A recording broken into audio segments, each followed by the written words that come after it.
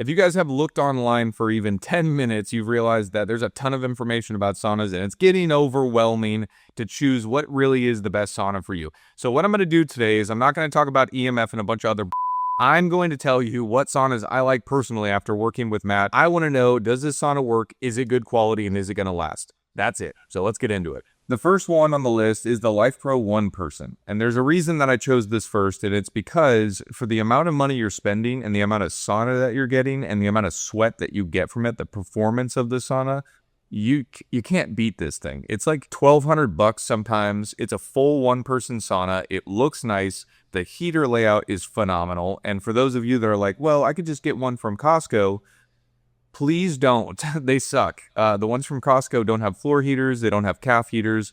They oftentimes don't have heaters that go all the way down to the floor on the sidewalls. I don't know. It sucks. But the thing is that just for less money, you're getting a whole lot more with the LifePro. So for that reason alone, that's got to be the first on the list. I like the sauna. I think it looks cool. The speakers suck. The lighting kind of sucks. There's things that suck about it, but I mean, guys, you're spending under $2,000 for a full 1-person wooden sauna. That it's kind of to be expected. If I only had $1,200, that is the one that I'm choosing. I already own a sauna, so I'm not going to be buying it, but we'll get to that later. The second on the list is actually from LifePro as well, and it's called the Cozy.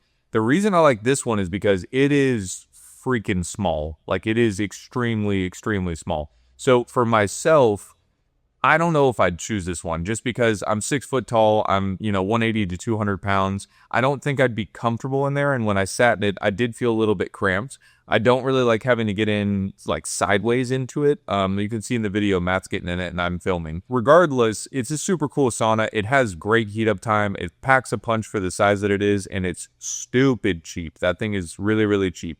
It comes with like I'm putting quotes around this. You can't see my hands, but it comes with a red light therapy panel add-on in the front. I don't know if it does anything. I wouldn't really pay attention to any of that crap. For me, what I've realized after testing over 40 saunas with Matt, some of that stuff just doesn't matter. So the Cozy has to make this list because the size for the performance, you can't really beat it. The next one is going to be the ClEARLIGHT Sanctuary. I don't know much. Matt will know about this. If you comment, Matt will be the one to respond. But regardless, I like the ClEARLIGHT because it looks different. Like, if you're going to spend a ton of money on a sauna, it better look good. And so for me, I think that there's no other sauna on the market that looks quite as refined as the ClEARLIGHT. So if looks are what you're going for and you want the ultimate, I mean, it does good on heat. There's a couple things I'd probably change about it, but overall, you do get a good sweat in it. It is a nice, user. It's a great user experience. Like, you sit inside the thing and you're like, dang, this is freaking nice. From the outside, like you can see in the B-roll I shot, you can see that this sauna is beautiful. I actually really like Matt filming in it. I like to film it. It always looks good in a room. You put a couple plants next to it, that thing looks smoking. It looks good. Assembly kind of sucks. I mean, you got a whole glass front. You can't really avoid assembly kind of sucking, but once it's together, it's awesome. If you're going to put it together yourself, like, don't get this sauna. That's not the move. I just wanted to add it in here because I do think it looks really cool. And on top of that, it's a pretty good sauna. The last one is my personal favorite, and this is the sauna that I actually own. It's in my house right now. My wife likes it. I like it. It is the Heavenly Heat Eco. There are probably a bunch of reviews, and Matt said it before.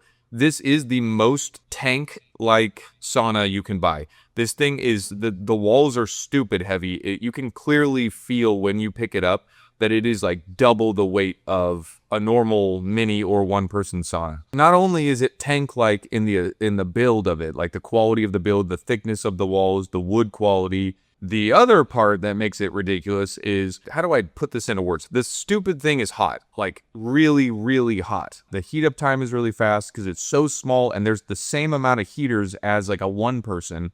It is ridiculous. I'm never going to have to worry about, not sweating or it not heating up fast enough. Dealing with like temperature swings if you have it out in the garage and it's kind of cold out. That's the sauna you should choose. Like, if you're wanting as close to a Finnish or traditional sauna experience of like that super high heat, if you're wanting that, this is the infrared sauna for you. I don't have to worry about anything. I mean, that doesn't even go into the super low EMF. That doesn't go into like high quality build standards that they have for like the materials that they use within the sauna. I don't even want to touch on any of that stuff because, to be honest, half the time Matt talks about it and it goes right over my head. I don't know what the freak he's talking about. But for me, I didn't want to, like, I have motorcycles and stuff in the garage where it's located. I didn't want to bump a motorcycle into it or drop a tool on it, or, real life happens and it break. And that was what I was a little bit concerned about with the cheaper saunas was, I even actually some of the expensive saunas, they look fragile and they are fragile. I've been around a ton of these because of Matt. And so the Heavenly Heat Eco is just ridiculously durable, super fast heat up time. If you're looking for performance, that's the one I'd choose. I don't care about, all the metrics and all that stuff. Do I sweat? Can it last? And is it a good product? And is customer service solid? That's all I really care about. And that's why, for me, the number one sauna is the Heavenly Heat Eco. If you guys have any questions, leave them in the comments. Let Matt know I did a good job. Stick around for other videos because Matt has a bunch more knowledge and can go into this stuff a lot more detailed than what I can do. But until next time, what does he say? Sweat harder, smarter. That's what it is. He says sweat smarter, not harder. So I'm going to say that too.